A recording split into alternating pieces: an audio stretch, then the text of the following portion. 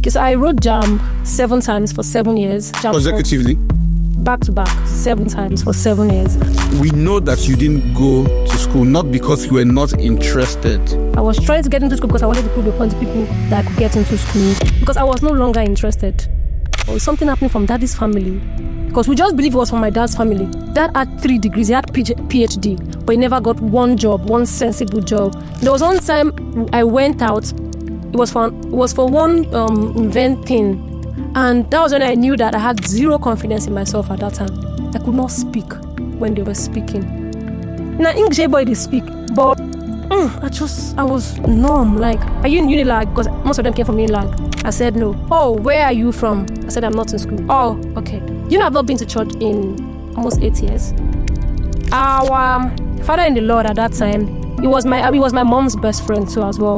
He had one position in Unilag that I'm not sure, but he was a big man in Unilag.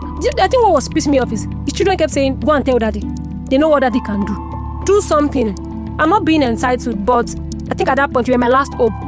Because you're a man of God, you cannot do, I don't know the word.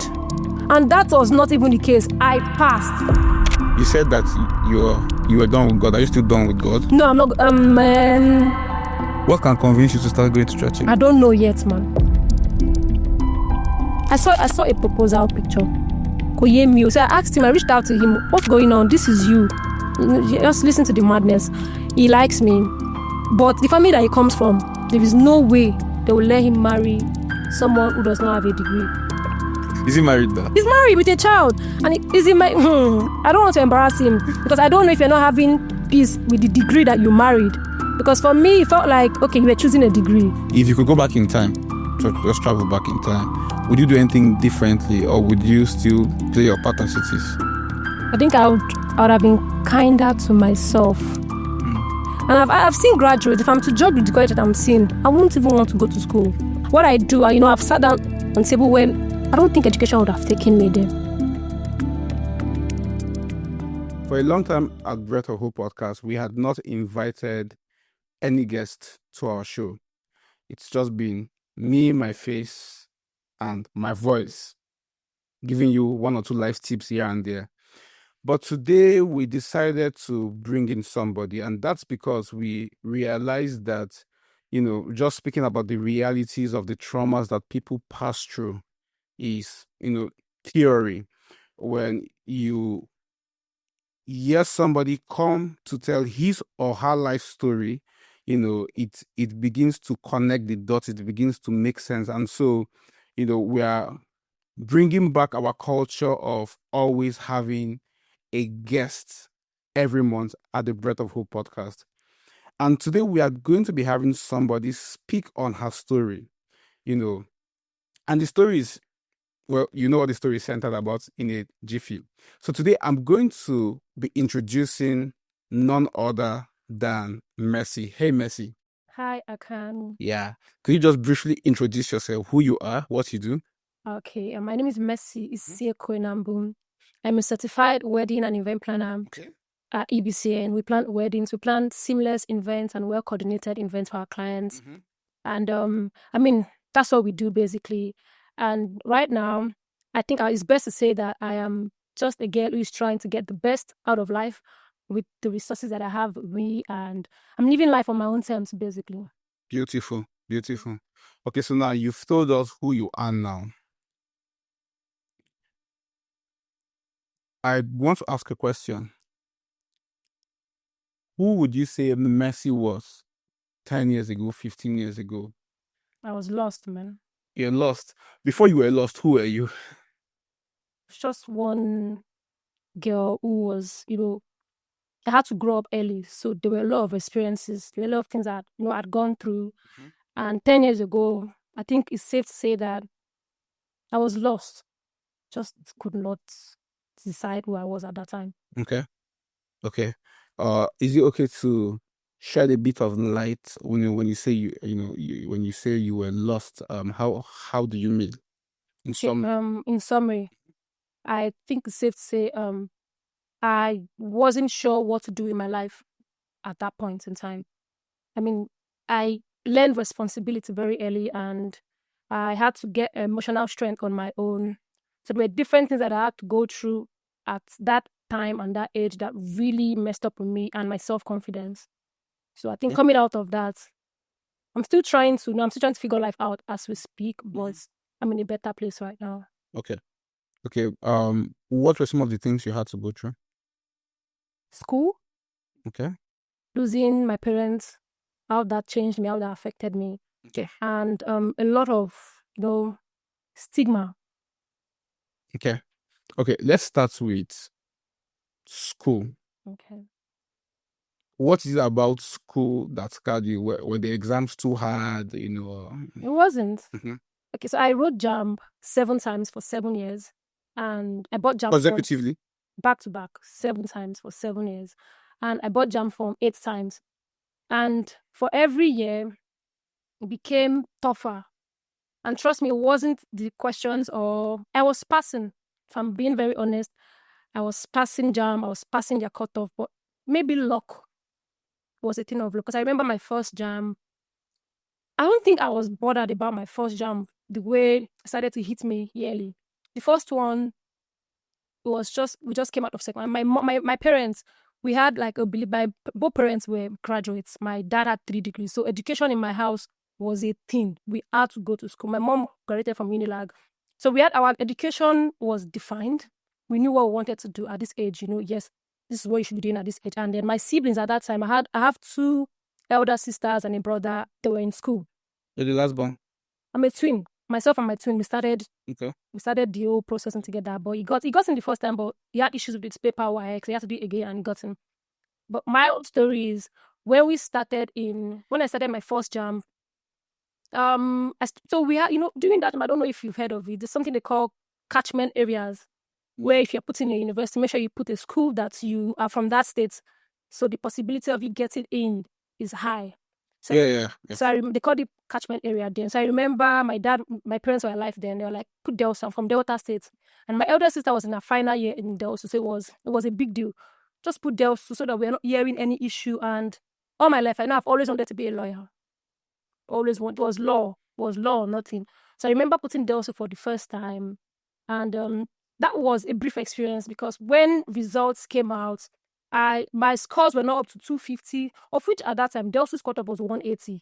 To me, it was like the easiest school to get in.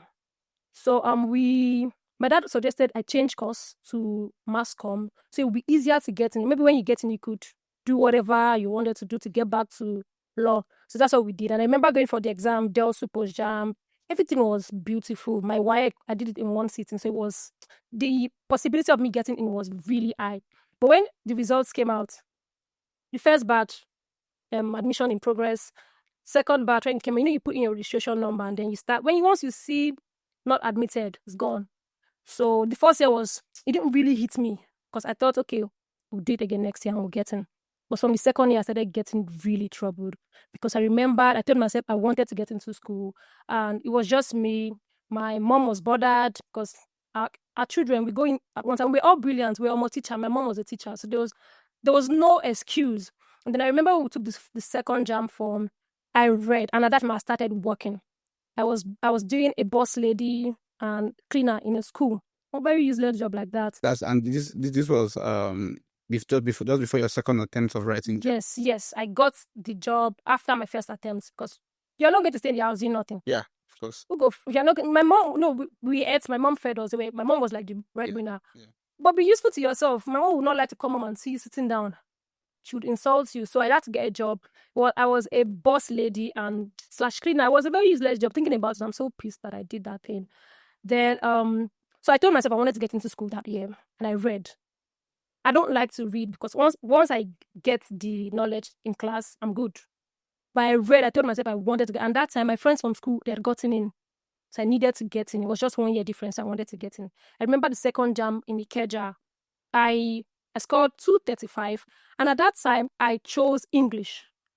So the advice was, bring down your course. Don't put law. If you put law, law is harder. But when you put English, you can switch when you get into school. That was the advice that I got. So I chose law. And another thing was, we said, let's try Uniben. Because Delsu, They also didn't give it to me with my scores. I'm like, no, fuck those. Let's go to, I'm sorry, I don't know if I to use the F word. So let's go to Uniben. Uniben is also like catchment area. That's why we went to Uniben. And I think out of everything that happened, Uniben one really broke my heart because I scored 235. And I had friends who chose other schools with 201, 203, but were communicating.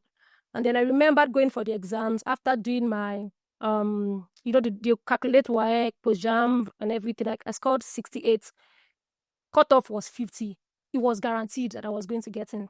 So, I mean, I was telling everybody I had gotten in. And when the first batch came, your admission is still in progress. Second batch, your admission is still, third batch, not admitted. Then I think I broke down. I cried. And at that time, I'd lost my parents. I'd lost my mom. My mom died first. You lost your mom before JAMB, after JAMB. After JAMB, before post. My mom died in May after JAMB. So it was just my dad. And my dad, it was a great man. But at that time, things were not just working out for him. So it was like, it was on every child, we had the responsibility to take care of yourself at the stage that we had gotten to. And and if I'm being very honest, when the results came out and I didn't see my name, it felt like film trick. Like, what happened? And then you will hear people telling, funny thing, I made friends, 2 friends from the exam, or Blessing and one other guy. And they did not get up to my scores, but they got in English. So I didn't know if I was doing something wrong, if I was doing something right. It was so confusing. That year I cried. Even at work, I could not even function because I remember where I worked at that time, you could not even read. The owner of the school, she I believe is that you have to work and not you have to read. So when she sees you reading, she'll complain, this and so. It was tough for me getting that score at that time when I could not even focus. So I remember third year, there's always a reason to keep trying that. Don't worry, you get it next year. You get it. Though I was tired. I'm very quick to give up on things, but at that time, education felt like the only path to success. In my house, everyone went to school. What are you going to tell them that you were doing at home? Like, it felt like you're going to be the useless person, the bad example. So I kept pushing it. Then I remember my third exam, I bought the form myself. And at that time, they had sacked me from that place I was working. And thinking about it, I got sacked. Funny enough, the person that I saw him, the reason why they sacked me, the man, I'm even going to call his name, Mr. Odedele, and I don't even want to. I'm not going to curse you because the last time I saw you, he was looking dead, man. So I'm just going to leave him. They tried to molest me, and if you don't, it was a thing in that school, and I was young. I don't know what you wanted from a 16-year-old. Okay, you were a cleaner in the school. I was a cleaner. When you're done with school, but early in the morning, when you get back to the school with students, you go upstairs, you start cleaning. You can't sit down. They don't want to see you sitting down. So I was cleaning. While you're doing that, there's someone, this particular man that calls himself Odedele, would come up, try to talk rubbish, kiss me, this and that. How do you expect a 16-year-old to get kiss like an adult, somebody in his 50s? So I remember when they even called me that they sacked me. I was cleaning, and somebody said, oh, they want to see you at the office. And I went down. What happened? They said, they are letting you go. Why? They said, I'm not forthcoming. I looked at him. I don't understand what you mean by I'm not forthcoming. So I went or packed my stuff. So I was leaving. He came there to meet me and he said, if you had done what I told you to do, I would have been able to stop them from letting you. So it was just I cried. I think I cried not because it wasn't even about the job. It was, I'm not supposed to be here. I'm not even supposed to be. I know where my friends are. I know where my mates are. So at that time, I had done my third JAMB. But if I'm going to be very honest, my third JAMB, when the results came out, I was marked absent. That was what really happened. So they were like, go to JAMB office, go and do it. There should be a way for them to, settle it. So I went to JAMB office. I remember somebody even gave me the ticket. It was 1,000 at that time to go to Koyi. So I went there. I got there around 4:30. CQ.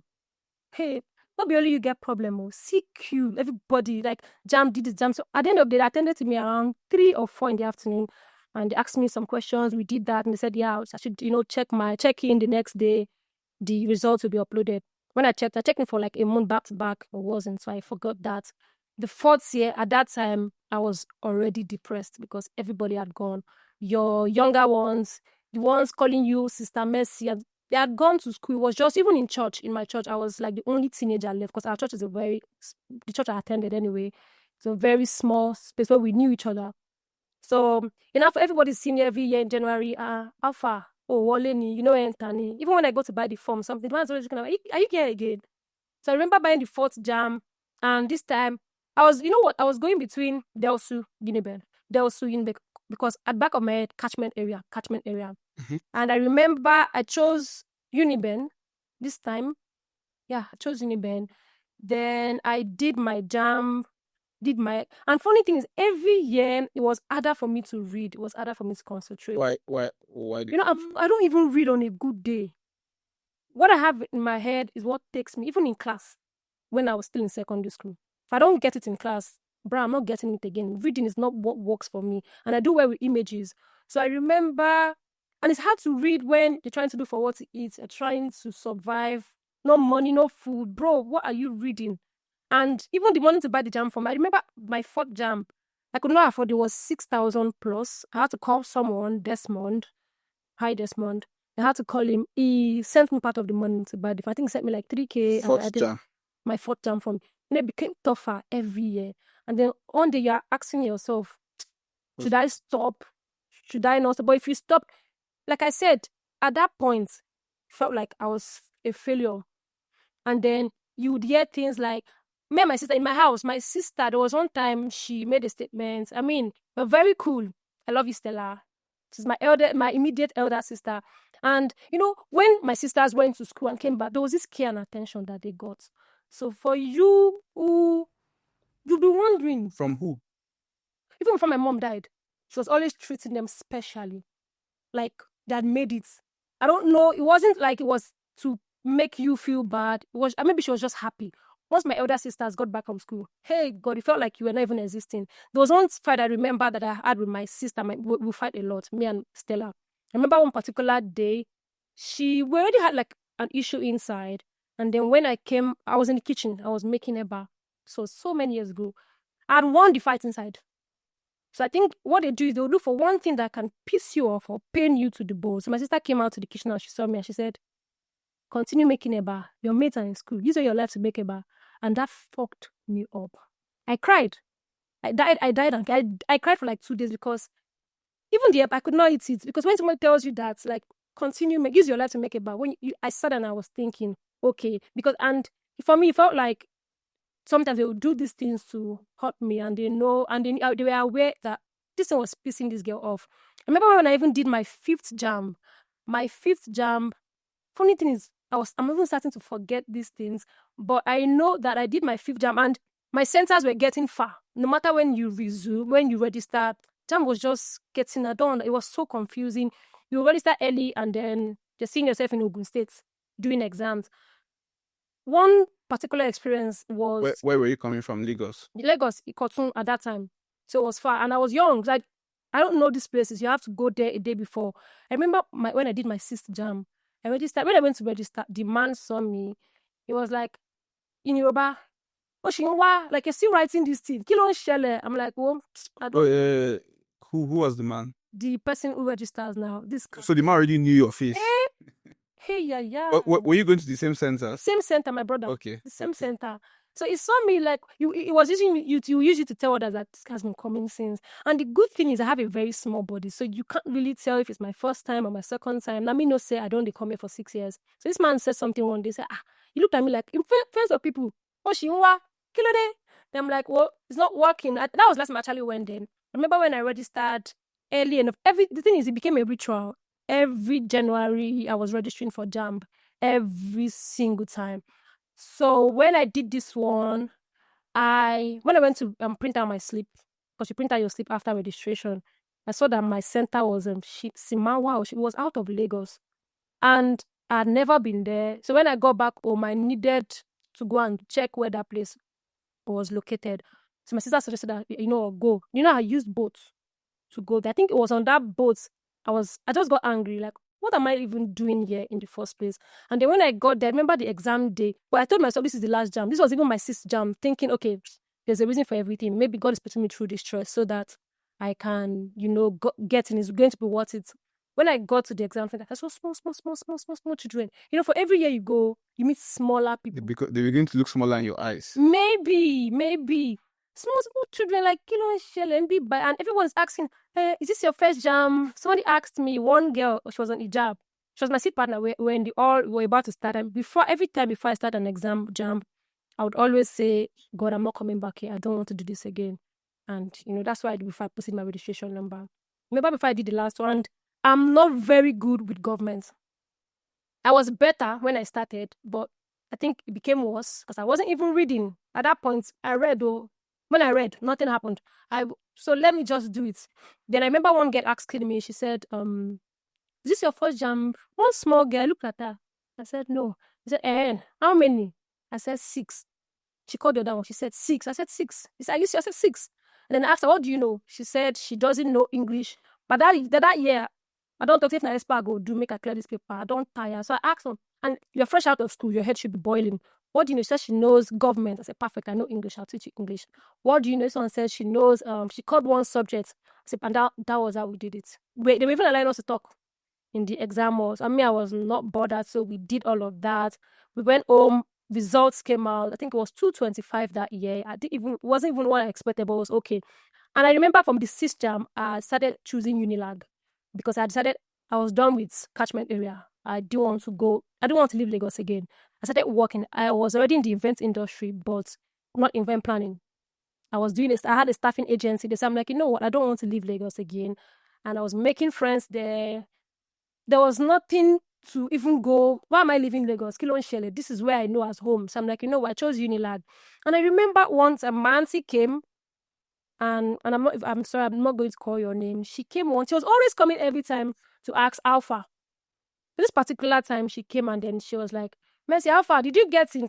And that time I just bought another JAMB form. She said, Dear Alpha, did you get in? I didn't even know it was coming from at that point, I felt like it was coming from a malicious place. I said, no. She said, no. Why?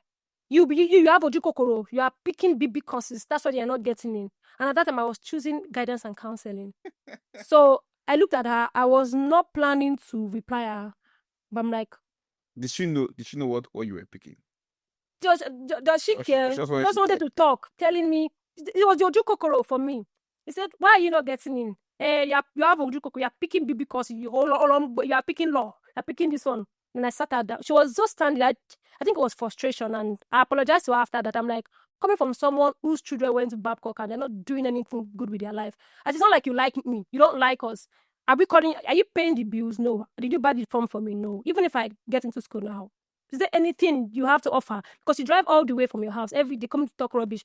No, from this point, stop coming to visit us because it's all of that. Yeah, you are not a good person. You're not a good friend. You're not a family friend. You're not a friend to my mom. You're just evil. If you really care, what stops you from taking responsibility and putting me in Babcock? If you really care. I mean, it was money at some point. One time my sister said, the money where we no get. If not, waiting be bells. Because she called one university bells. Say, waiting be bells where you don't feel go. And myself was like, you know what, let her finish school. Let her finish, get a job. She will contribute. Even it will save up so that you could go at that point. So, I mean, I remember telling my auntie to, mind her business. Of course, our kids were useless. Even Babcock, if I had the opportunity. And I told her, I said, your children, have they ever written JAMB? Do they even know what they're calling JAMB? You are coming to tell somebody's child, Ojukokoro. Bro, I chose guidance and counseling. That was one of the least courses in it under educational foundations. So I remember when I did that too, after the JAMB, it didn't work. So this brings me to year 7. And for me, I think that was the year I stopped. I bought JAMB from 7. When you tell people you're taking JAMB 7 times, you look like you're even on serious. How can you be taking JAMB 7? Are you cursed? It sounds like you're not very intelligent. I'm like, yeah, already at that point, I was to them, Olodolele, because it can't be that bad. I even tried, but they're like, try Polytechnic. Bro, I did Polytechnic. I tried Yaba Tech one time, but my date for exam for Yaba, I think it was clashing with one exam. I don't remember the school, maybe Unilag or something, it clashed. So you have to pick, and I chose university because I've always wanted to go to university. So on the 7th JAMB, I remember that I was done. I didn't even want to take that JAMB, but I said, okay, let me do it again. 7 is a good number. It could work. And at back of my, that even if you get into school, now you go pay the bills. Everybody is trying to find their feet. Everybody's trying. So it was going to be you. And was I even ready? No, but I thought, okay, when time came, help will come. Help that has not been coming since. But I just believed. And then I remember I took the JAMB form. I told my sisters, I told my brother, they're like the only family members I have. So I told them this and that. And I chose Unilag. I put Yaba Tech later because I wanted to be in Lagos at that time. So somebody was suggesting going to now one university. So let me tell you one thing again that happened. I did not want to put any school that was not worth my 7 years of staying at home. If you say, oh, go and put one, I don't want to call school, I don't want anybody dragging me. If you say, go and put one school, I'll believe it's not worth it. If you say, go and put one polytechnic, that I stayed at home for 7 years, I need to go to a school that was worth it.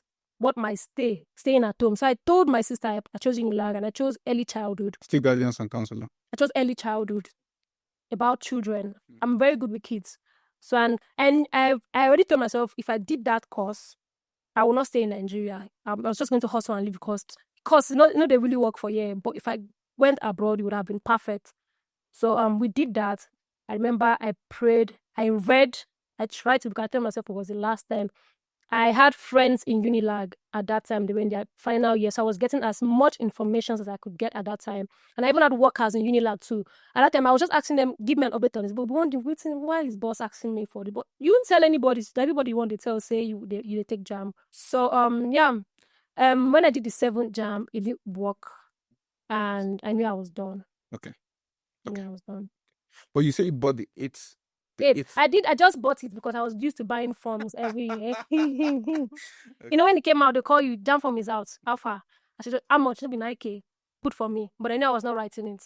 But maybe, and I would have changed my mind before then, but I just said, just put for me. And I sent money. I went there, did it up, but I never went back. You didn't even try to study? It was just buy. That's what we do yearly. It's now your ritual, buying JAMB form. So, yeah. Okay. That's fair. So I want us to focus on. But do you think that there was a specific thing that might have happened to you subconsciously that made you say, nah, I think I'm not doing this anymore? You know, sometimes before you come to the realization that I'm not going to do it, there must have been something that happened that would have kickstarted the whole process. Yeah. Yeah. I think 2 instances. Okay. The first one, one day I sat myself down and I started to realize that it was getting into school now was not because I wanted to, because even the courses I've been putting on a very good day, they're not courses that I would put. But it dawned on me that I was after validation now.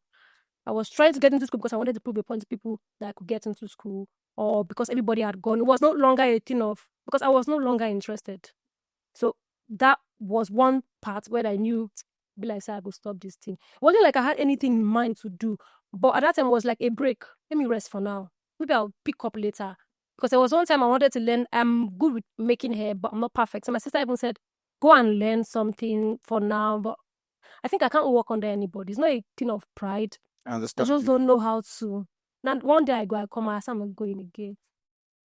I get what you're saying when you say you wrote JAMB 7 times. Not the experience, but like have an understanding of like the reason why, because it's not that you were getting 120. No, I wasn't. Like you were getting well above 200. Above 200. Right. And if I can backdate to my own experience, okay. When I wrote JAMB, I think I scored 255. And I knew that 255 was not my score because I had like 60 in mathematics and there were only 3 questions I did not know in that maths. Are you serious? Then I knew 47 out of 50. Wow. So I was very angry. But yeah, I wrote post JAMB in Uniport. Okay. I had 280, right? So everyone like, bro, you've gotten this. So when my name, I was very confused. Do you understand? So that's a pointer to the fact that there's something wrong somewhere in the system. There is. Right. So we know that you didn't go to school not because you were not interested in going to school. Yeah. We know that you didn't go to school because you actually did your best. You wrote 7 times. That's 7 years. Years of my life. Exactly. And that's 7 years. You bought JAMB for me. You did everything required. Yeah. But in the story, you would have had experiences in terms of interactions with people. You mentioned one by the side.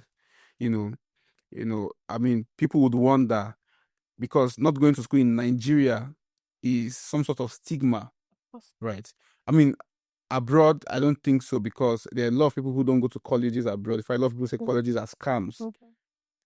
And in fact, I was talking to somebody about this episode I was going to shoot today.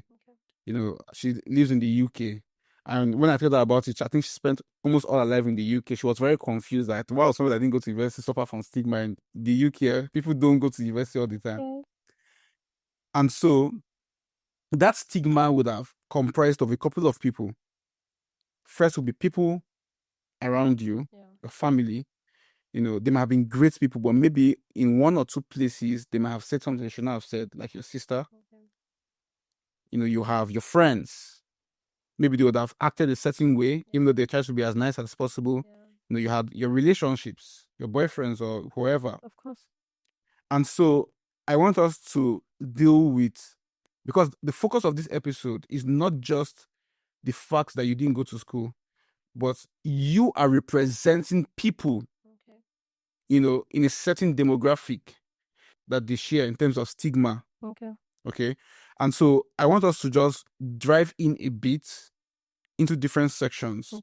We'll look into maybe family, friends, church, Okay. Relationships. And so I want to start with family. Okay. You said something about your mom. Okay. I'm sure she was a great woman, by the way. Wonderful. Beautiful. You said that you felt like there was a way she treated, your siblings who went to school that was quite different from you. And you cited an example. You said, whenever they came back home, Yeah, I saw the love. you saw the love. So I wanted to get that as well. Yes. So do you think that, for lack of a better word, they were kind of disappointed in you, or do you think they were just sad? At the beginning, for year one, I think they were just sad. No parents want to see that now. I know what my mom went through. My mom she saw us through school with us. She was a teacher and she saw 4 children. So I understood the sadness. But for the year 2, even before she passed, I think it was more of disappointment. What's going on? And at that time, I'd stopped working. So she thought, you are just too full of yourself. That's why they sacked you. But I didn't tell her what really happened.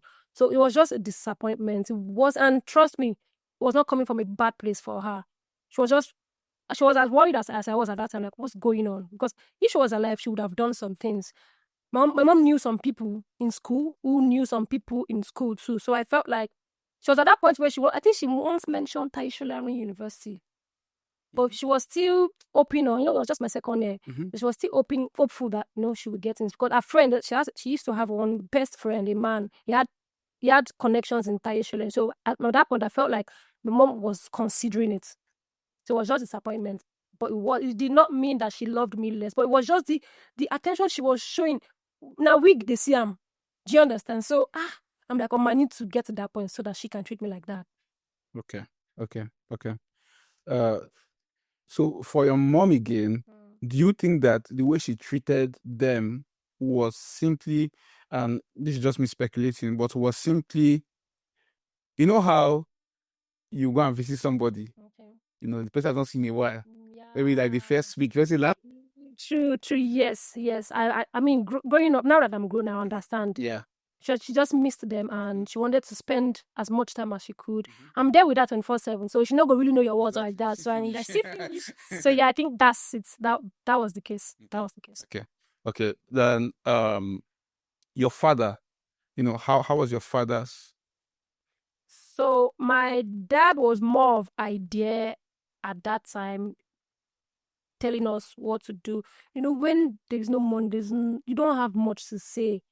My mom was the one bringing the money. My dad would only suggest. Like, life didn't work out well for my dad. So I understood. So it was just more of ideas.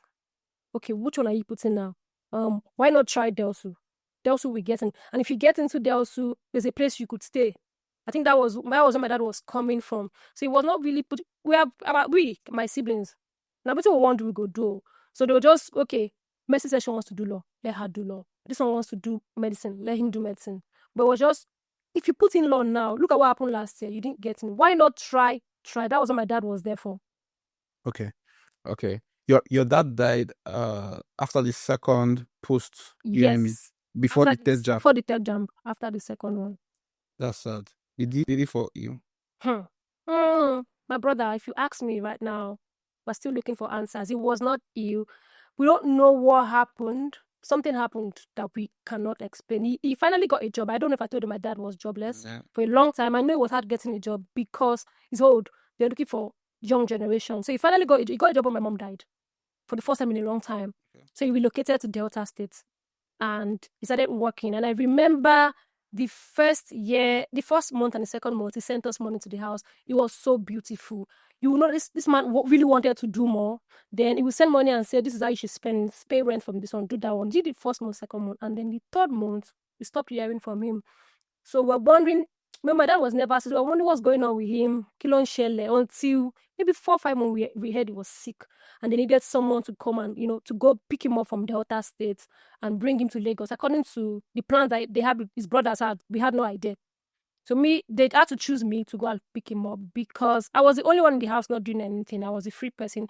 At that time, my sister was working. She could not leave work. It was a 24 hours notice. The other one was 7. My brother was in school. Yeah, he was in school. So we were like, let Messi go and pick him up. I didn't think it was something serious. So I thought it was, go and bring him, let them go and treat him. So when I got there, I'm just trying to, make it short. Of course. When I got there and I saw him, he was no longer the person that I used to know. And I only recognized him because he said Meso. He's the only person that calls me Meso. He doesn't call me Messi. And I remember when I got there, I was crying. What happened? I was asking people around, what happened to this man? They're like, you don't know, but he has been saying he wants to see his children. So they told me to pick him. The next day, I remember as early as 5 a.m. And there was no money like that. I think it was like something thousand in my account. They contributed my dad's children, my dad's brother's children, but contributed to 3K because we were not really working. So I went to pick him up. I remember the next day, as early as 5 a.m., I'm like, I packed his stuff because I was doing some things at night that was scary. Truthfully, if I'm being very honest, I'm saying it to you, I knew he was going to die. But my fear was, either you die here, don't make me take you all the way to Lagos, and you die in Lagos and we're bringing you back. So I was doing some strange things. I knew this person was not going to last. But I didn't know what it was at that time. But at the end of the day, you cannot watch your father die. You will try. Sure, yeah. So I'm like, okay, let's bring him to Lagos. So I remember when we were coming to Lagos, when we got to, I told them to get us like a private car, but the man said he's not going. When he saw me, he said he's not going. So when we got to the bus stop, we finally entered public transport. And before they accepted to carry me and my dad, they said we're going to pay for 3 seats. And they had to beg, people had to beg that, sure, you don't know this man. You go, no, I'm now. Now something done, I make him be like that now. So they carried us and we entered. We just left Delta State. We were close to Ore, but we had not left Benin. In the bus, the driver was going very fast. He had something in his hand. I don't know if it was, till today, we think in the house that it was an arrow. It was so big, but the person I was seeing wasn't my dad. So I remember when we were going in the bus, because we took 3 seats. They told me to pay for 3 seats. We kept our load somewhere, put my dad close to the window. I was sitting down beside him. He fell asleep at some point. Later he woke up and the driver was moving very fast, an Igbo man. He woke up and he said, Messi, he's not comfortable. You're saying in Igbo, that's that place where he has injury or something, that swollen part was hurting him, and he's seen somebody in white walking. I looked at him. Who are you seeing in white walk? Oh God, I said public bus, so please stop scaring me. Then he was saying a lot of things that you know when somebody wants to go. Then he just told me, you know what? He said in Igbo, said, go out, drive, and actually 1 million. Like, tell the driver I want to pee. Let him stop the car. So driver stopped. And we had passengers in the car. And they were looking at what's going on. So I told the driver, please stop. My daddy wants to pee. So when the driver stopped, public bus now, they have to bring down load, bag of rice, this one, they're bringing it down. Everybody came down and it was left. My dad and myself, they're like, hey, bring and come down now. She be now your papa. So I was bringing him down. He managed to get to the floor and then he just sat down and as I died on the road. We were in between bushes. There was no, and I looked at him, I knew he was dead. So I touched him, I said, Daddy. He was not saying anything. Then I looked at the driver, I said, my daddy's dead. See, voila. They were shouting at me, like, and I didn't know one carry him. Which kind of voila be this? How do you go bring dead man? It was a lot, and I was crying. My fear was, I didn't want them to leave me like that with a dead person. And we could not go back, we could not go forward. I remember at that time, I called my dad's elder brother, the person who told us to go and bring him. This is what happened, though. Daddy has died, though. So it was like, where are you guys? I explained, this is where we are right now. He said, okay, tell the driver to take you to Adelaide Hospital in Ore. So I begged the driver, and there was one man that I don't remember his name, but he was the one who told the driver that, help this girl. I don't feel living here like this. At least, okay, carry her and go to the hospital where The uncle said, "Make una carry am go." That was how we entered. People in the bus could not. Who wants to enter with a dead body? So somebody helped me put my dad inside. Then I entered with him. The passengers were following us behind. The bus was moving very fast. Those ones were running. Nobody wanted to enter the bus again. So when we got to the hospital, finally the doctors came and said, "Oh, this man is a dead man. Who brought him here?" They said, "Oh, she brought him here." I'm like, "Okay, please, I know he's dead, but I need to take him back. How do I proceed?" They said, "You can't take him back without a death certificate." So what do? I cannot leave him here. Like, and the boss wanted to go. I am sure that I spent my last month paying for 3 seats. So I don't know what to do. Then I was crying. Then they said, "Okay, go to there's a general hospital around there. Why not take him there and put his body there? Maybe you come back to come and carry him later." So I called my uncle. "Is that fine?" They said fine. Then we drove him to that. But and when he died, funny thing The is, boss. the boy, my mother was still inside. We could not bring him out. It was swelling. Not the funny thing. When he died, his body changed to what I used to know. I don't know how that happened. The person I saw when I went to carry him was not my dad. It was just with the voice that I knew. But when he died, it wasn't even up to 10 minutes. It changed to what I knew as my dad. So we went to that general in that mortuary. I begged them. I did not drop a pen. There was nothing. I had nothing with me. So it was just cry, cry, cry. They say, "Epam now, the girl, they cry now." That was how they took my dad inside one uncompleted building like that, and I deposited him there, and I joined the other bus. We went back to Lagos. So 2 days after me, my dad's brother, we came back, we picked him up, went back to Delta State, and we buried him. It was just a very quiet thing. And that was it. Okay. We buried him beside my mom. So Yeah. Okay. So did you feel like at that point where it felt like, school was working out, you're losing your parents within months, like how did it feel for you? Did you feel like you were cursed? Did you feel I was cursed. That was what I told myself, like, cursed. There was something wrong. Do you know, even sometimes I sit in the house and tell my sisters who say it randomly that, "Oh, something happening from daddy's family." Because we just believe it was from my dad's family. Because to our understanding, dad had 3 degrees, he had PhD, but he never got one job, one sensible job. Life did not just favor that man. I don't know why, but I mean, I cannot question God. But we thought we were cursed. Okay. Okay. Generally, how did it feel like how did your life change losing your parents? I know you said you still have to look out for yourself a Yeah. little bit after but after they died, like how did it feel generally? It became real. Life became real. And you have nobody, no auntie, no uncle. My mom had siblings, but they're not doing as you understand. So it was one every man for himself or herself. And the problem we had was my siblings were just one was still in school. So it was tough. It changed everything. Changed my life. No, it was a lot. And at some point we're suggesting what should even rent. We could not pay rent too. It was a lot. It was a lot. It was a lot. It was a lot. It was a lot of pain from everywhere because mom is not there, dad is not there. And we kids, we're not even doing well for ourselves. How old were you at the time when your father died? My dad died when I was a teenager. I was 15. 15. It was painful, man. I'm not even going to lie. Without them, I was lost. I think that's the best way to explain it. Then you see, you think this one cares about you. Family will come. It's a lie. It's a lie. Nobody did anything. And I'm saying today, nobody did anything for me and my siblings. We fought it out till today. We did by ourselves. By ourselves, rather. Okay. Okay. So did you feel like, while growing up, while trying to get that admission, did you feel like you were some sort of disappointment to them? Like, did you struggle with those internal? Yes. I think I disappointed my mom. Mm-hmm. I disappointed the both of them, but I think more on my mom. And sometimes when I think about it, one particular experience for me that I was there, my mom, she worked in the second branch of my secondary school, and I'm a twin. I have a twin brother. So if you're paying whatever bill you pay for one person, you're paying double. And I remember when WAEC payment and everything came up, because they had our WAEC and our school fees together for the 2 terms. I was there. Nobody told me. The owner of the school called my mom from the other branch to come. Like, how are they going to pay this money? It was over 100,000.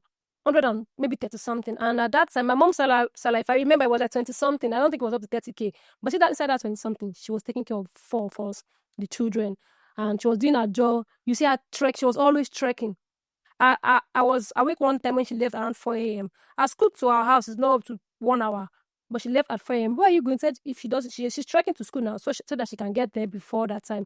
So the owner of our school called my mom and said she needed to send an undertaking. They will not pursue also their staff, but she needed to send an undertaking that she will not collect salary for, I think it was for 6 months, 2 terms, and because that will cover the WAEC fees and the WAEC lessons.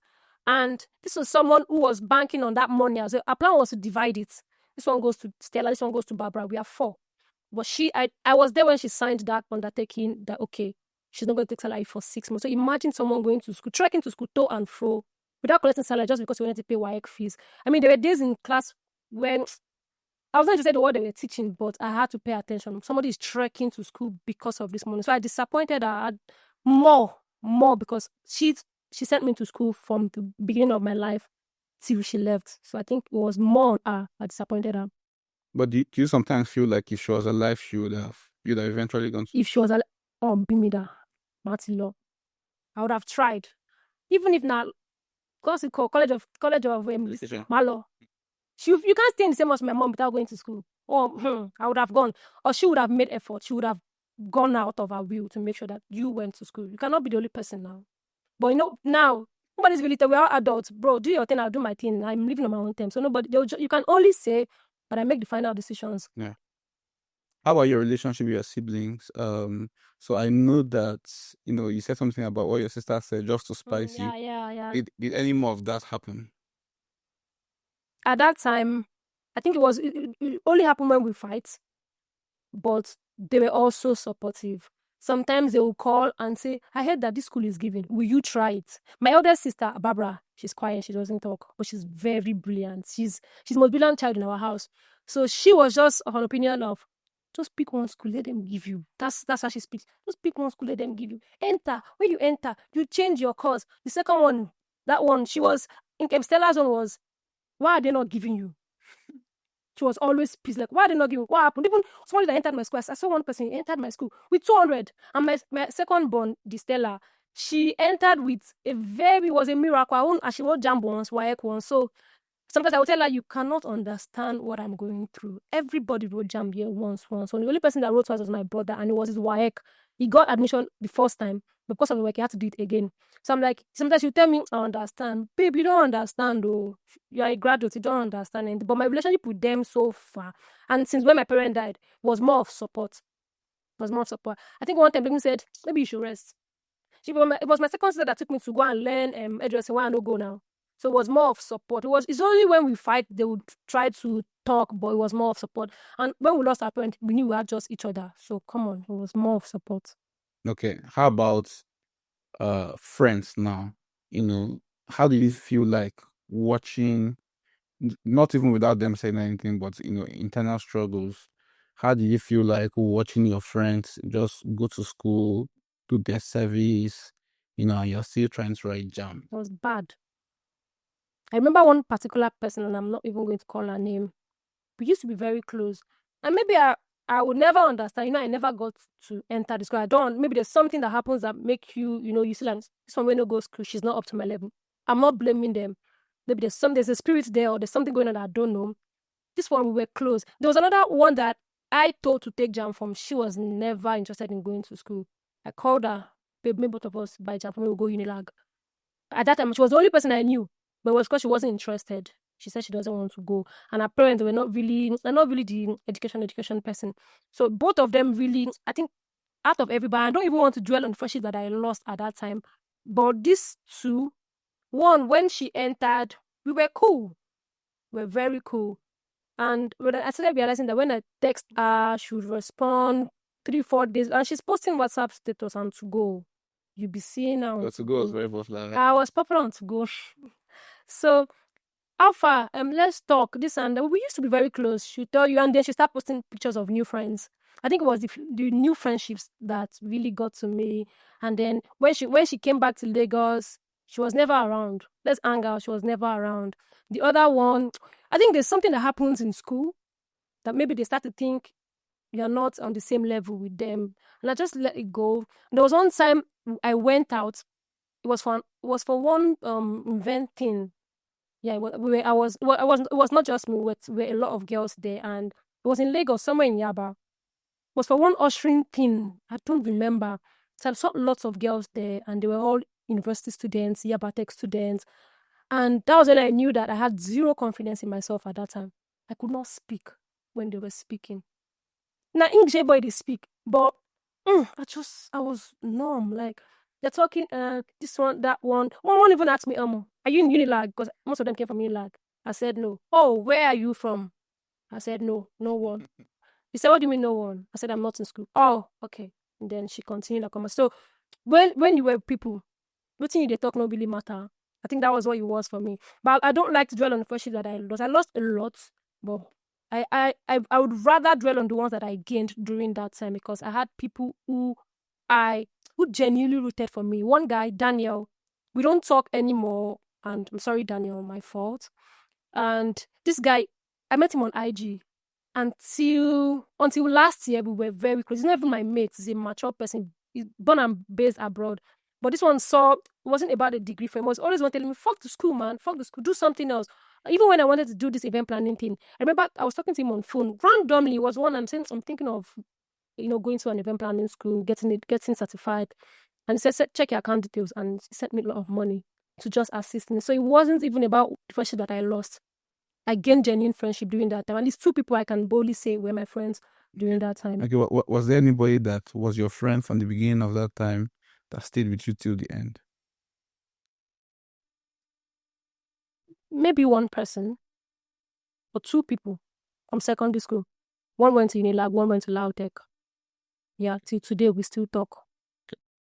But for those that broke your heart, is there anyone that did something that stands out from the other ones? Not really. Not really. Okay. It was just the distance that I noticed, and I let them be. Okay, so let's go towards the church. The story you've been eager to tell. Oh my God, Masindiri Pashanda. So, from the bottom of my heart, I'm not angry. I'm no longer angry. I mean, it's in the past. For the church, when I was about to take my 7th JAMB, I've not been to church in almost 8 years. 2018? Yeah, 2017/2018. When I wanted to take my 7th JAMB, I remember. So at that time, I told you I started taking Unilag Yabatech because I was in Lagos.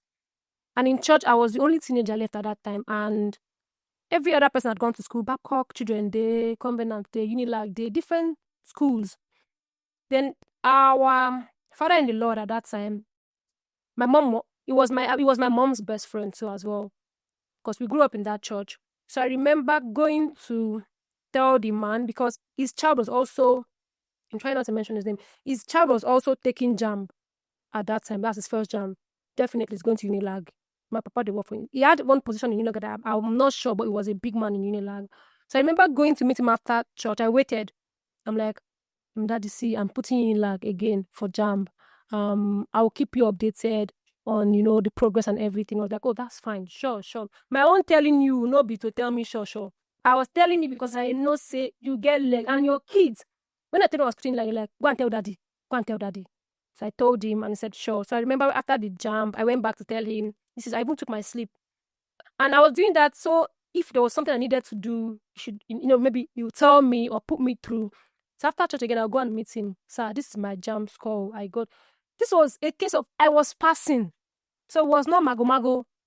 So I went to meet him and said, okay, that's good. Fast forward to when admissions started coming out. The first batch, I didn't see my name. I'd put your registration number, you would see admission in progress. And at that time, his child had gotten in.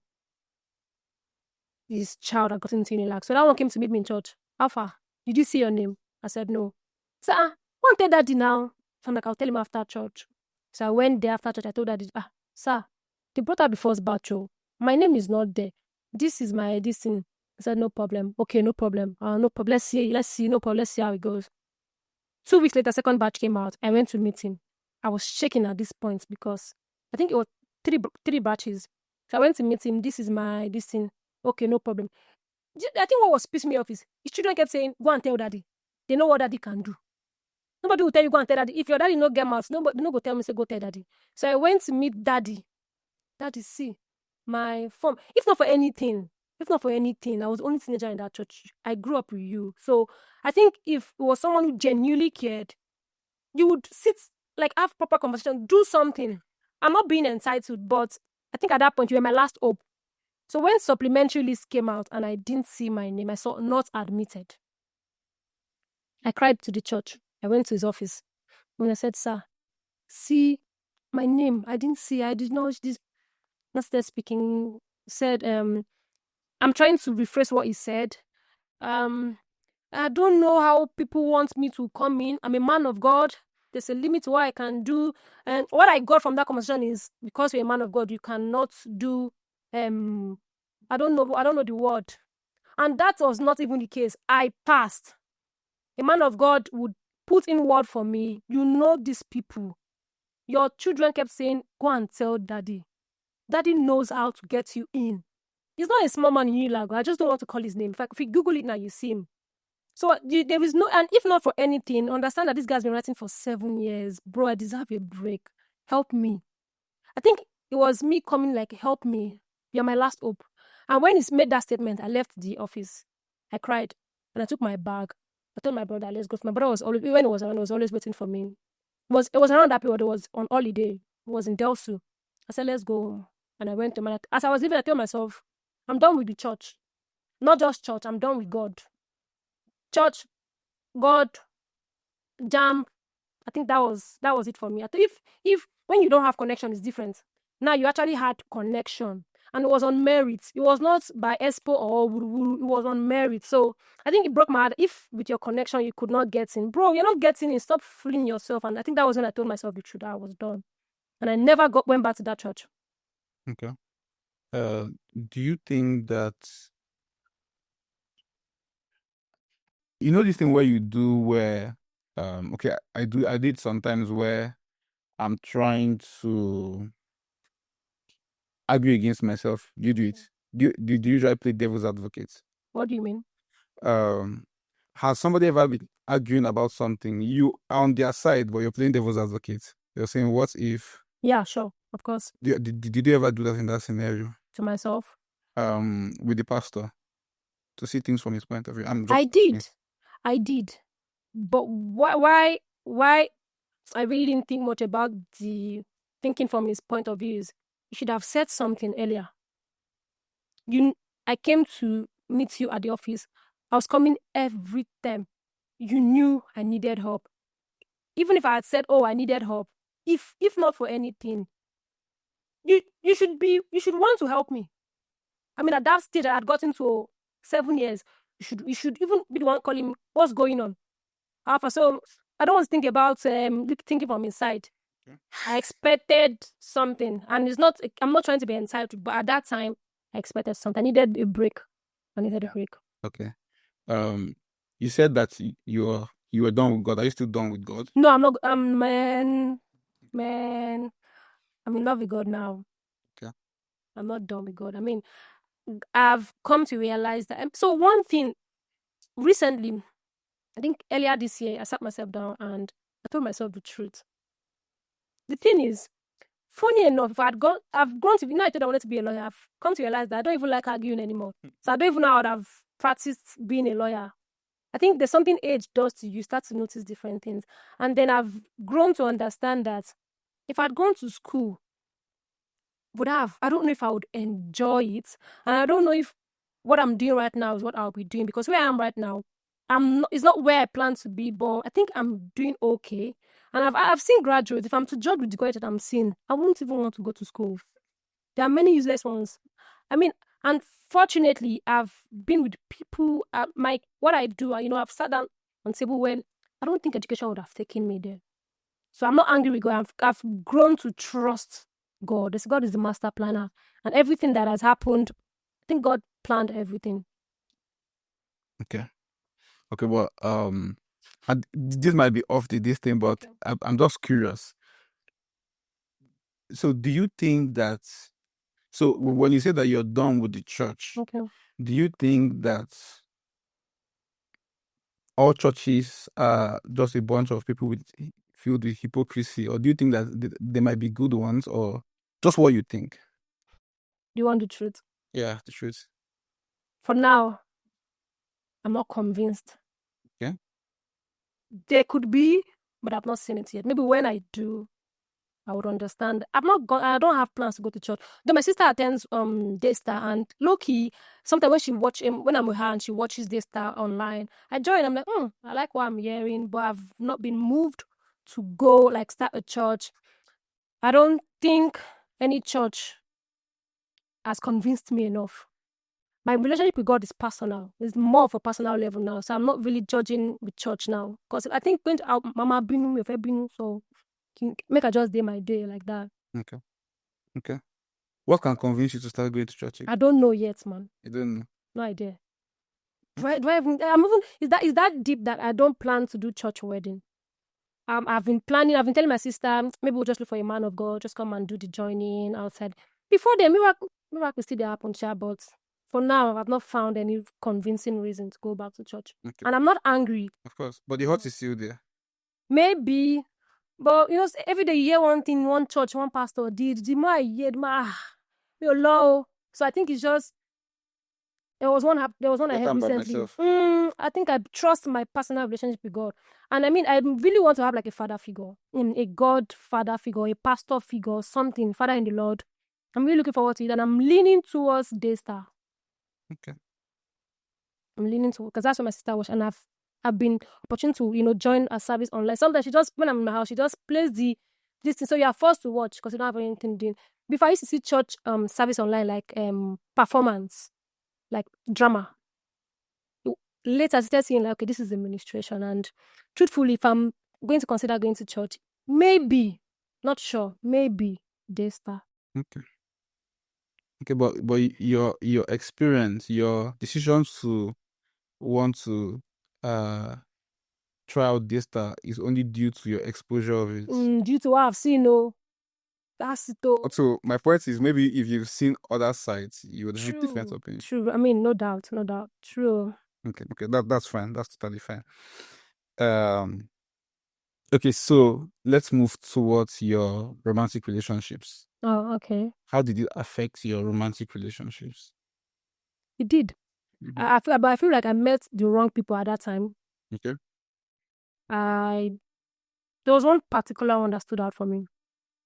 And this ended like maybe 3-4 years ago.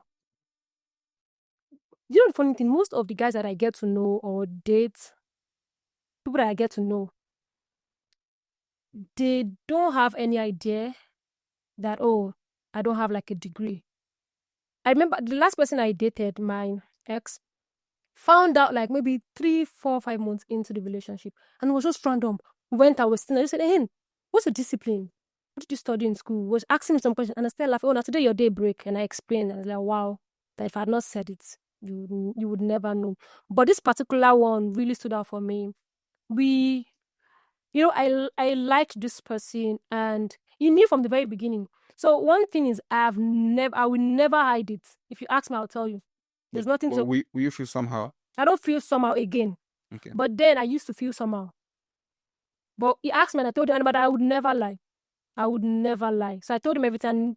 At the beginning, he had no problem with it. So we continued. I was even telling him, but you will go, right? At that point, I was like, yeah, I'll go. Sure. Maybe when I'm married and settled out. But for now, I'm just looking for money. Because at the end of the day, Nami go still pay that bill.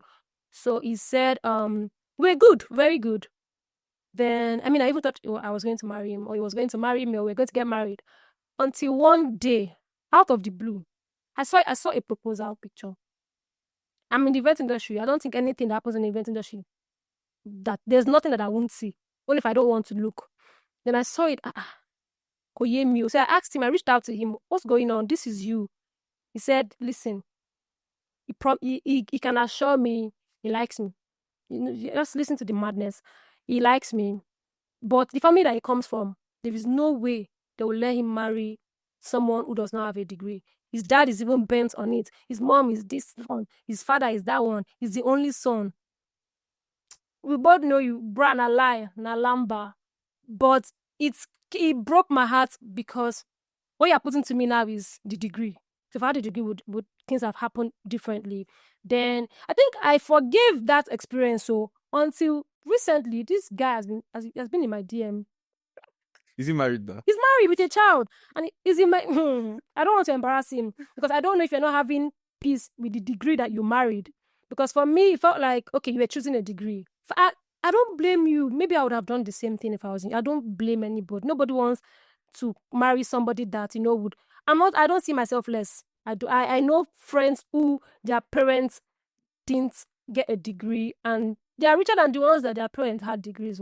So I think I've grown to understand that it's not by degree. This person that married for a degree is in my DMO, and I've told him, if you continue this rubbish, I'll tell your wife, me, I don't have chill. So let's respect ourselves. So I've realized that relationships, it broke my confidence. It got to a point where I wasn't interested in getting to know anybody because at that time, it felt like when they're getting to know you, okay, so what the first 3 questions they would ask you after, hi, how are you? What's your name? Are you in school? That was like the third question. Every time I'm getting to know a person, even in reality, when I'm at work or someone's trying to talk to me, are you in school? It felt like, I don't know, for me, the society has placed value on physical achievements, like being in school, getting it. Once you say no, there's always a switch. So I just stopped getting to know people. Just let me be. It affected me. Just let me be, I beg. Okay. All right. So,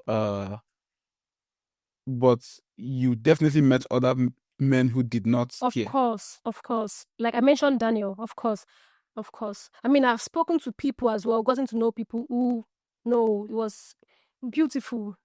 I think now people don't really send that degree. Yeah. 3 years, 2 years till today, I don't think that degree is a big thing like it used to be at that time. That time it was a big thing. It was like the only part for you to speak to success. It was the only thing that mattered. Yeah.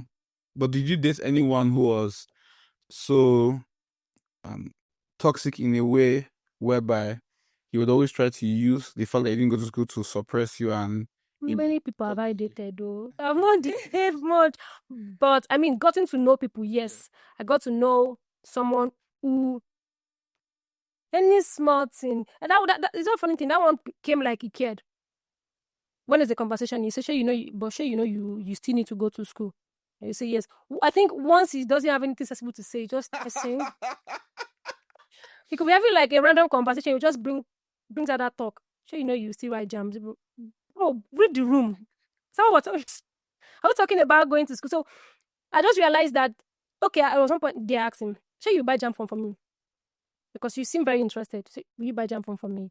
And like, he's just trying to tell me. It's not as if he's ready now. Just when I'm ready, he's ready. Bro, come on, lamba. Getting to know people, I've had the good, the bad, and the ugly. But dates, how many people have I dated? Apart from that experience, I don't think. Okay. So I think my next question would be your whole experience, led you through a turmoil of negative emotions. Yeah. Where would you say you are at right now? Do you still feel angry about the whole thing that's played out? I would say some days are easier.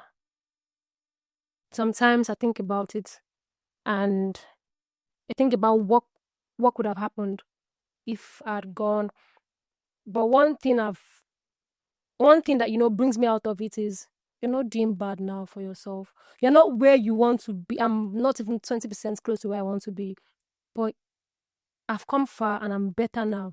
So I think I've just come to understand that not everybody will go to school. And the ones that were, not everybody will make it. I'm sorry, but it's just fact.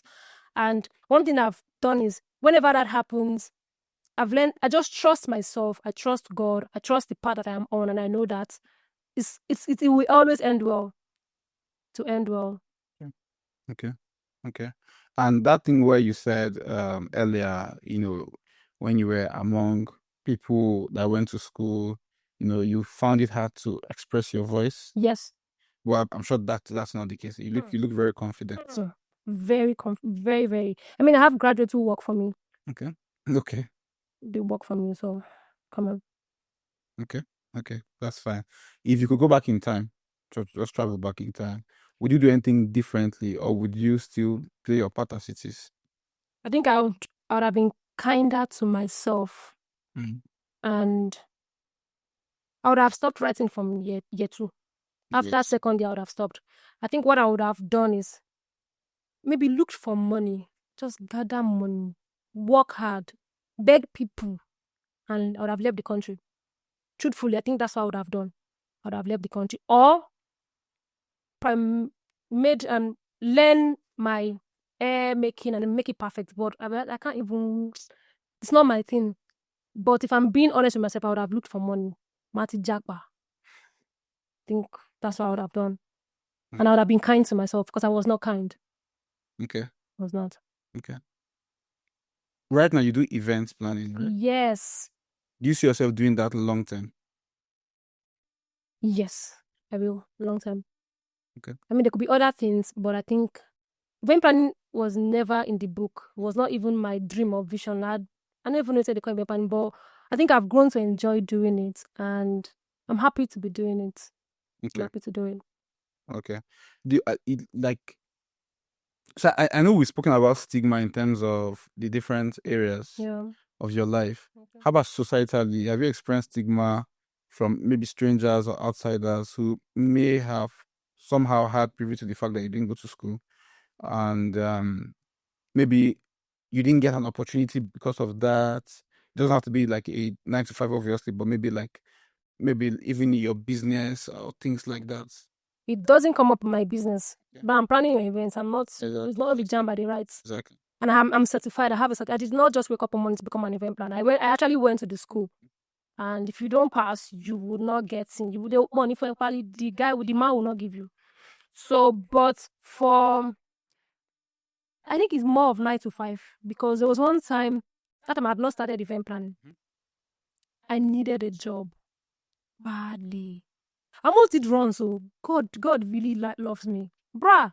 Tell me about that. Hey, yeah. I almost did run. Mm-hmm. It's very bad to be idle. At that time, I was broke. Yeah, broken idol. And idle. I was alone in the house. Everybody's in school. They're out doing, and you are the only ones. You just look like zero progress. Nothing is happening for you. I was hungry. No, money was not coming from anywhere. So there's this girl that I met somewhere. So she met me. In fact, she approached me when I don't remember where I went to. And she's like, "Oh, I want to get your number." At that time, I was, I'm not exposed. At that time, she said, "I want to get your number. Fine, girl, I want to get your number." And she got my number, and we used to chat. Then one day she said, if you need anything, just let me know. Can you work?" I'm like, "What kind of job?" She said, don't you understand?" I said, "Yeah, shower." That's what I even called it that day. She said, "It's runs. This one, they'll just see your picture. You don't have to stand on the show, just see your picture. Babe, let me tell you the truth. You make money. One night, you go get 30K. You go get, as at that time, you go get 30K, get 20K. Pay your bills. Waiting be where you stress yourself. I'm like, okay, I will do it. I went to her, I said, I'll do it. They said, okay, send me your pictures. I sent her some of my pictures. I think she made sure I was sure. She made me comfortable around her. So, and she knew I was idle. That's how dev works. They'll come when you're very idle. So I sent her my picture. I simply sent her my best picture at that time. Then she sent me a picture of somebody that, "Do you like this one?" Like, they'll send like 3 different guys. At the same time, they're sending your picture to 3 different people. So whoever picks you, then she said, "This one like you. You go do." I said, "Go do." How much? Now listen. They said they will pay 15K. But she will remove 7K. Hey, they scattered the money. This was like in 2016. She will remove 7K. This was how she said it. They go pay 15K. I no go lie you. But I go remove 7K as per and me connect to you. How much remain, please? How much is not 8K? 8,000. The data is 1K. So I'll give you 7K.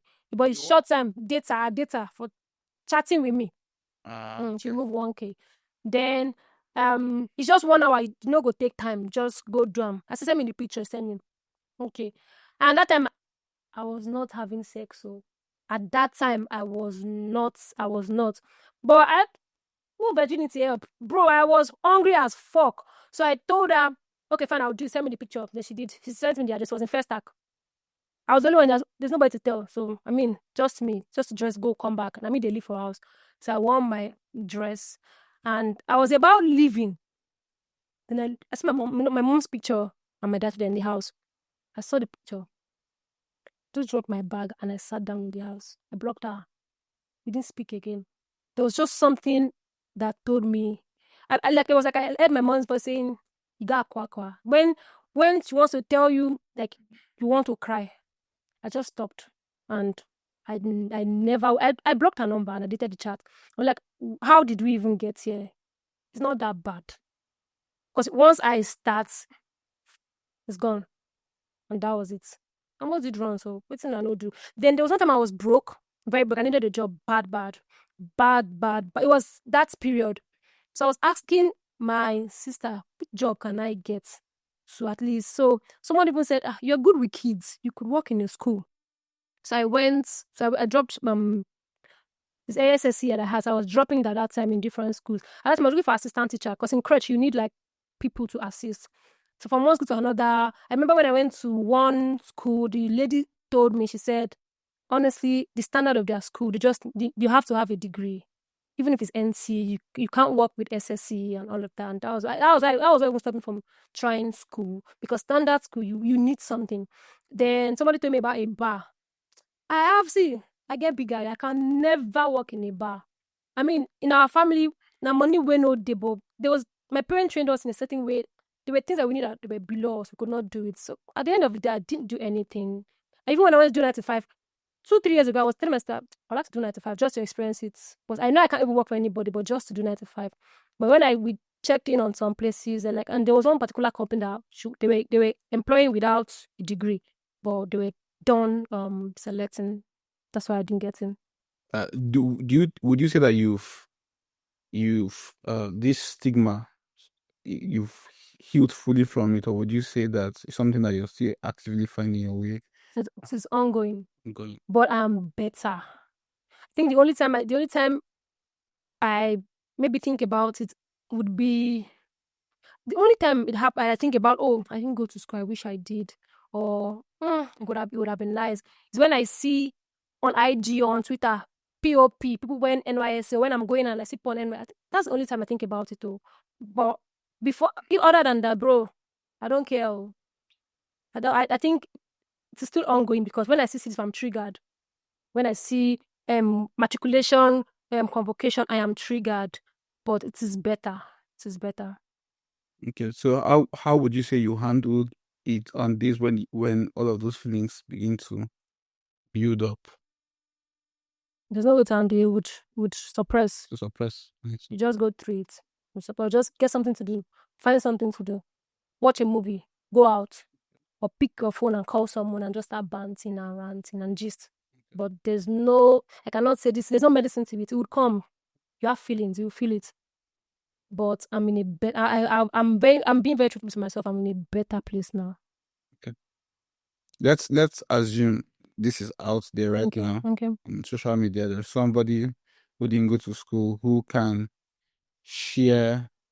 identify with some of your experiences. Of course, unique situations, right? Yes. Okay. What message would you have for any of them that you think would be helpful? Okay. So, but one thing I learned in my journey would be that as you grow and as you go, you find courage. One way or another, you find courage to keep going. And life will teach you what you need to know. You can't learn, there's some things you would find the experience, and life will teach you. And the one thing that maybe if I'm to try an advice now, would be just trust God. And there's one part in the Bible, maybe Jeremiah 1:3. I'm not so good. I think it said, before I formed you in your mother's womb, I already knew you. So trust that God has a better plan. But I'm not saying you try once and don't try again. No. Keep trying. Trust God. And while you're trusting God, don't be idle. Get something to do. There are a lot of businesses that you can start without 1 million, 2 million. Get something to do. But trust God. God is the master planner. I think what you said about trusting God, getting something to do rather, makes a lot of sense, because somewhere in our subconscious we've built a progression go to school, True. primary school, secondary school, university, then Work. work. So when it feels like one stage is stuck, you can't proceed to the next Yes. stage, right? I completely agree. And it's something people. I completely agree. I would. Funny thing is, I'd have see. Sometimes I think about. I'm like, there's a very big possibility that I would have still been writing JAMB if I had not stopped. You would just keep writing 16 JAMB, 18 JAMB, kilo day. I would have continued, but I think when you are tired, you know, Yeah. and that's where we are now. Okay. So, I mean, this has brought us to the end of this, right? But in everything you said, I'll just add maybe one or two things. I think that we should. I think that as a society, two things. Number one is that we like to attach labels to things, right? And our reason for attaching labels is not out of necessity sometimes. Sometimes it's out of value. We want to see ourselves as valuable, right? But the problem with attaching value to external things, to material things, is that because you are esteeming value on labels, material things, anyone who doesn't have those things by virtue of logic means that they are not as valuable as you are. Yes. So if I think that as a man, my value lies in the fact that I have a lot of money, I would always feel inferior when I'm in front of a billionaire. True. Same thing with how I'll feel when I'm in front of a cleaner. I feel like I'm better than him. I might not say it, but I feel it somewhere deep down. How you know is that when the security guy is trying to challenge me, you're like, who are you, sir? What do you have? Do you understand? Yeah. And so it's the same thing with education. Okay. When people are so stuck up in it, such that they feel like because they got an education, they are more of human beings, they would always stigmatize people who didn't. They don't even have to say it, they just have to. You understand? And so because of that, that's the danger with that. That's why that thought process doesn't even make sense, because if you truly believe that every human being is of equal value regardless of their achievements in life, then you wouldn't see people who didn't go to the university as less. True. Now, I can get, the logic when you say, okay, you want to rank human beings based off how morally, outright they are. So for instance, maybe you don't want to rank, maybe somebody who grapes women to, and kills people, to somebody who is more morally. Now I can get if you want to use the argument, but when it comes to external possessions, right? Think about how you can be the most beautiful girl right now, and then acid pours on your face the next day. Doesn't mean that you're less worthy. Things like that. Yeah. So that's on one hand. So on the other hand, I think that we have to stuck into the process. So for example, education is meant to be for a purpose. What's the purpose? That you're able to be certified in something and you're able to get a job as a result of it. True. So for example, doesn't make sense to be a doctor if you didn't go to medical school. You kill people. I agree. If you want to be a lawyer and you don't go to law school, how do you defend people so they don't end up in jail? So we can see the importance of those things by what they are meant to accomplish. But the way the world is going, I mean, maybe medicine, you definitely still have to go to school. Of course. But there are certain vocations where it's not really that important. So for example, I have a friend who is in Ghana, and she married a guy that didn't go to school. However, this guy is an IT guru. Wow. Yeah. He built a whole software app, just by himself, supposed to, do logistics, just like Child Deck. He built it. It's in Ghana, right? I think it's called Cargo, right? Or something like that. So, but he's doing well for himself, knows how to write code, knows how to do all of those things. And he did all of these things without going to school. He's employing people who went to school. Do you understand? Yes. And so, in that context, I would say that for anyone who didn't go to school, I would say, like, get out of the whole vibes and the whole noise and the whole thing and ask yourself, what can I actually achieve with my life? Because if the aim of, going to school is to be successful, and there are now ways in this digitalized society era where you can actually make money without having to go to school, then focus on those ways. Learn a skill. Maybe it could be an IT skill, it could be video editing, it could be a whole lot of things, right? But just put yourself out there, gain knowledge, gain exposure, and just watch your life transform. But I think that your story is a beautiful one. I think that you're an amazing lady. I think that you're strong. I think you've gone through a whole lot. I'm personally biased because I'm a Christian, Okay. right? And I really hope that you start going to church again. There are bad. I've been to bad churches. I've been to good churches, right? In fact, between 2017 to 2019, I didn't really go to church, right? But I've been in a church for like 6 years, and it's an amazing church. And I think the one thing about churches is that churches is filled with people that are like us, in the sense that we are all just trying to find our way. Now, the truth of the matter is that you may be more morally superior to somebody in some areas, but that same person may be more morally superior to you in other areas. So, for instance, you may not have a problem with lying or all of those things, right? But the person lies so much that you're like, are you sure you're a Christian? But maybe the person doesn't steal, but maybe you're somebody who might struggle with that, right? And things like that. So I think that in as much as we want to receive grace, not just from people from God, want God to be gracious and merciful to us, or we want people not to judge us. I think that we should learn sometimes, and this is just my own personal opinion, to just give out the same grace that we hope to receive. Because there is this, I think if you see the church as people who are sick and maybe just trying to get better, same as us, I think it might change our approach in how we judge harshly. Even though some things might seem like, what this person did was too bad, right? But I totally get where No, you're but coming for from. me, I don't have a problem with the church or that church. It's all in the past. But at that time, Of course, I was just I get taught. that. But going to church now, I don't know. Yes. Hopefully, I pray. Hopefully. I pray. Hopefully. But it's fine. Thank you so much for coming, right? You're welcome. All right. And thank you for having me. Right. Even. Sure thing. All right. So, guys, thank you so much for being here to the end of this. Now, if you've gotten to the end and you don't subscribe, you surely know that you're a wicked person and there is no more hope for you. So please click that subscribe button, and I'll see you next week. Bye.